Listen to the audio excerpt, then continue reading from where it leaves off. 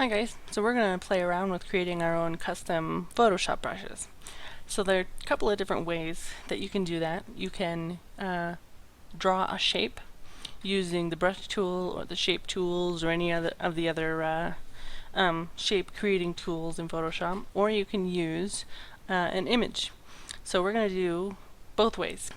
So the first way, again, is to use the brush tool or the shape tools. So I'm going to select a custom brush, draw a shape, and then create a new brush out of that. So if you haven't done it already, hit B on your keyboard, and that will bring up your brush tool. Typically, it will automatically bring up one of the stock brushes that's already there, like this round one. But if you want to select a different one, up here in your options palette is this little box with an arrow next to it. If you click on that, it'll bring up all of your available brushes. So just click on any one. And then back on your canvas, just click Control-Shift-N to create a new layer, and then start drawing. So I'm just going to make a random shape with my brush tool. Okay, this is going to be my brush. And click on Edit in the File menu and drag down to Define Brush Preset. Dialog box pops up asking you to name it. I'm just going to leave it Sampled Brush 6 and hit Enter.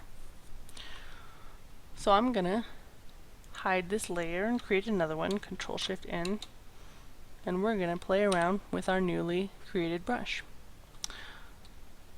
So it usually shows up on the very bottom, kind of like the way you read a book from left to right. So it'll show up on the bottom right. Click on it, change your size up here using this slider. That looks good.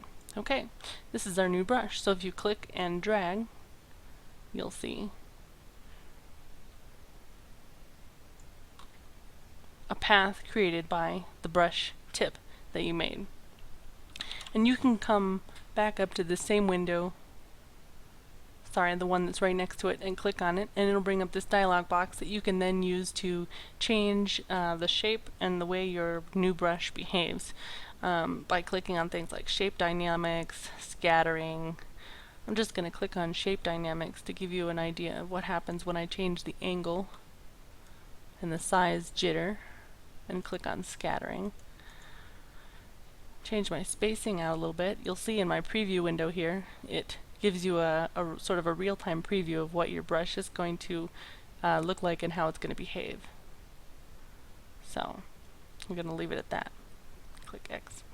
So now when I click and drag, you'll see that it does this little scattering kind of behavior. Different shapes and different sizes.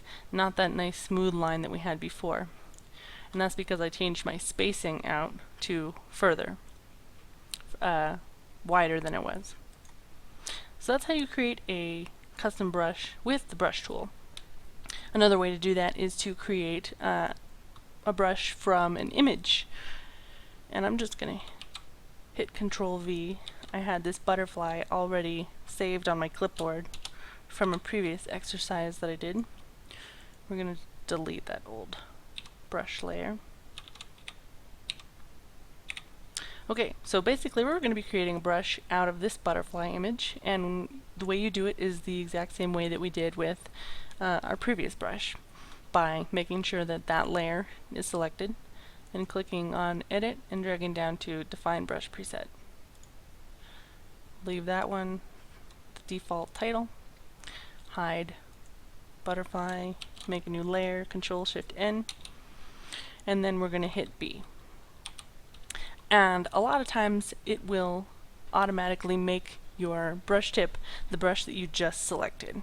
So in this case, I can just click, and you can see that a brush was made in black and white from that image that I just used as a brush preset. All of your brushes will, by default, be created in black and white, and then whatever color you choose is what color your brushed on images will be. For example, if I chose my background color, which is a peach, my butterfly will show up peach. So that's basically how brushes work. And also by default, when you create a brush out of an image, they always show up a little bit transparent. You can see they're just they show through a little bit, and that's just the nature of what happens when you use images for your brush tool. If you want to change your size, just click up on the palette right here.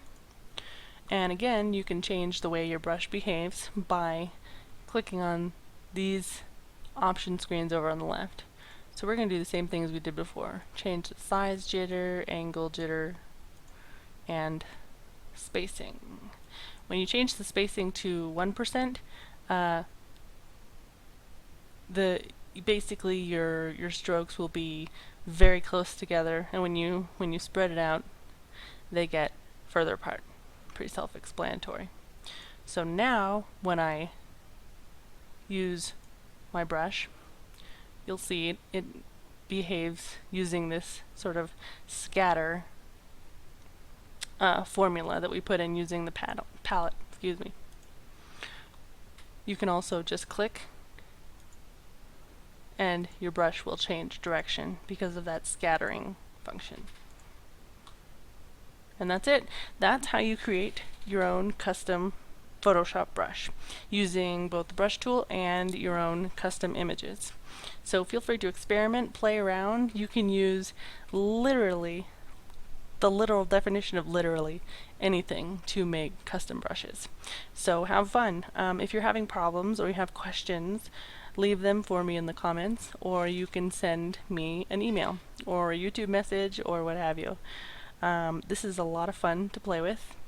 If you want to look at some pre-made brushes or download some for your own personal use, you can come check me out on Etsy. My shop name is JH Collaborative, and I've got a bunch of pre-made brushes like this butterfly one that we've created here for download. So enjoy and have a good time.